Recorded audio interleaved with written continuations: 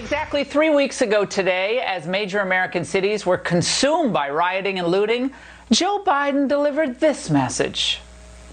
The country is crying out for leadership. Leadership that can unite us. Leadership that brings us together. When we stand together, finally as one America, we'll rise stronger than we were before. We'll move that arc closer to justice. Now, no one who has studied politics longer than about 5 minutes really believes this. Now, Biden has been in office for, 40 plus years? So what is he been spending his time doing? And I could have sworn a buddy of his promised to do all this, 12 years ago? I am absolutely certain that generations from now, we will be able to look back and tell our children that this was the moment when we began to provide care for the sick and good jobs to the jobless. This was the moment when the rise of the oceans began to slow and our planet began to heal. Wait, the planet was starting to heal? What the heck happened? Well, I guess Joe's kind of admitting that none of that worked out. And I can say tonight, if Obama, with his star power and political skill, couldn't do any of that, Lord knows Joe can't. He couldn't lead a retirement home sing-along, let alone the largest military superpower on earth. A unifying force he is not. Evident just in the past 3 weeks when Biden's campaign has tacitly thrown in with the Marxist BLM and Antifa forces. They're taking radical, violent action to do what Obama pledged he would do through policymaking in 2008, remake America. Now, in this case, if it requires disrupting elections, they'll do it. If it requires intimidating businesses and individuals to pledge their money and loyalty to this twisted mission, they'll do it. If it requires allowing anarchists to burn buildings, desecrate churches, destroy art, literature, movies, monuments, rename towns and cities, and even the country itself, they'll do it. And as this mayhem has been carried out coast to coast, we've heard nary a peep from Joe Biden, who is obviously incapable of truly campaigning in the traditional sense.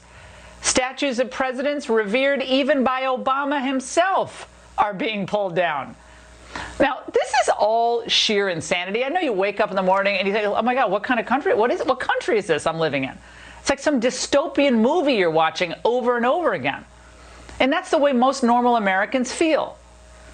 But it's all necessary, this chaos and mayhem, if your goal is to start the nation over. Begin it all at day zero. They believe you have to annihilate the old traditions to prime the population for a new normal. Biden, to the extent he even understands what's going on at all, seems totally fine with this. And to co-opt one of their most tedious mantras, his silence is violence. Violence against the political, historical, and cultural landmarks of our nation.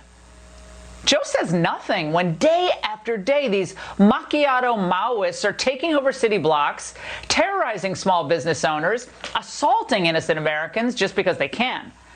He says he supports the good police officers out there, but he's mute when videos fly around social media like these.